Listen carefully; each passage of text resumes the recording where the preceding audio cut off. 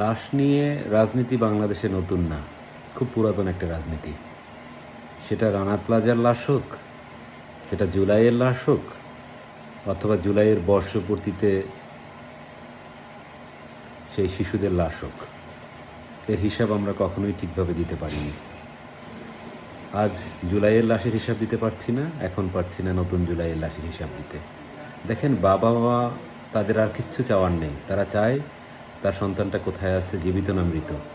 এই কাজটুকুর দায়িত্ব আপনারা দিতে পারছেন না, মাত্র 100-200 মানুষের হিসাব তৈরি করতে পারছেন না, আপনারা দেশ চালাবেন। বাহ! আর সেই সুযোগে মানুষ এটা নিয়ে রাজনীতি করছে।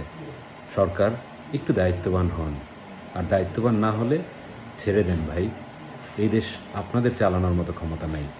যারা 100-200 মানুষের বা 200 শিক্ষার্থীর হিসাব দিতে পারছেন না, তালবাহানা করছেন 2000 মানুষের হিসাব দেওয়ার জন্য। এসব বাদ দেন প্লিজ।